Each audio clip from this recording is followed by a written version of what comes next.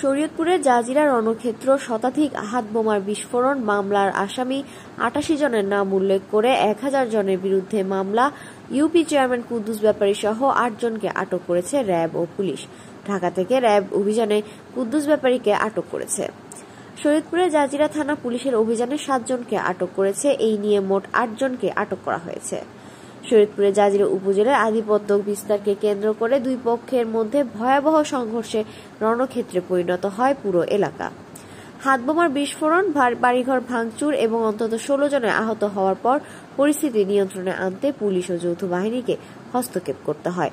এই ঘটনায় থানায় একটি বিস্তৃত মামলা দায়ের করা হয়েছে, যাতে ৮৮ জনের নাম উল্লেখ সহ অজ্ঞাত আরও প্রায় ১,০০০ জনকে আসামি করা হয়েছে। ইতিমধ্যে ৭ জনকে গ্রেফতার করা হয়েছে। রোববার ৬ এপ্রিল থানার এক উপপরিদর্শক বাদী হয়ে ৮৮ জনের নাম উল্লেখ করে এবং অজ্ঞাত আরও ১,০০০ জনকে আসামি করে জাজিরা থানায় মামলা দায়ের করেন।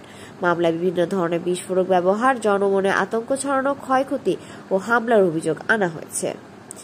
স্থানীয় সূত্রে জানা গেছে, জাজিরার বিলাসপুর ইউনিয়নের চেয়ারম্যান কুদ্দুস ব্যাপারী ও স্বেচ্ছাসেবক লীগ নেতা জলিল মাতবরের মধ্যে দীর্ঘদিন ধরে রাজনৈতিক ও সামাজিক আধিপত্য নিয়ে টানাপোড়েন চলছিল।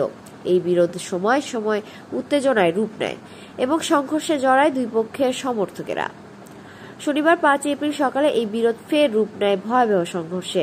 জাজিরার দুর্বাডাঙ্গা এলাকায় তুচ্ছ এক ঘটনাকে কেন্দ্র করে উভয় পক্ষের মধ্যে ধাওয়া পাল্টা ধাওয়া শুরু হয়, যা মুহূর্তেই বিস্তৃত আকার ধারণ করে। সংঘর্ষের সময় শতাধিক হাতবোমা বিস্ফোরণের ঘটনা ঘটে, ভাঙচুর করা হয় একাধিক বাড়িঘর, আতঙ্কে পালিয়ে যায় স্থানীয়রা। সংঘর্ষে অন্তত ১৬ জন গুরুতর আহত হন। তাদেরকে প্রথমে জাজিরা উপজেলা স্বাস্থ্য কমপ্লেক্সে প্রাথমিক চিকিৎসা দেওয়া হয়, পরে গুরুতরদের ঢাকায় পাঠানো হয় উন্নত চিকিৎসার জন্য। খবর পেয়ে দ্রুত ঘটনাস্থলে ছুটে আসে পুলিশ ও যৌথ বাহিনীর সদস্যরা। পরিস্থিতি নিয়ন্ত্রণে আনতে তারা কঠোর অবস্থান নেয় এবং এলাকা জুড়ে নিরাপত্তা জোরদার করা হয়। জাজিরা থানার ভারপ্রাপ্ত কর্মকর্তা ওসি দুলাল আখন্দ বলেন, সংঘর্ষের ঘটনায় পুলিশ বাদী হয়ে একটি মামলা দায়ের করেছে। এখন পর্যন্ত ৭ জনকে গ্রেফতার করা হয়েছে। বাকিদের গ্রেফতারে আমাদের অভিযান অব্যাহত রয়েছে। বর্তমানে এলাকায় থমথমে পরিস্থিতি বিরাজ করছে। উত্তেজনা যেন আর না বাড়ে সেজন্য আইন শৃঙ্খলা বাহিনী সতর্ক অবস্থানে রয়েছে। মাদারীপুর র্যাব ৮ এলাকার company commander SP Mir Monir Hossain বলেন, র্যাব ৮ ও র্যাব ৩ যৌথ অভিযানে ঢাকা থেকে কুদ্দুস ব্যাপারী আটক করা হয়। বিকেল ৩:৩০টায় প্রেস ব্রিফিংয়ে বিস্তারিত জানানো হবে।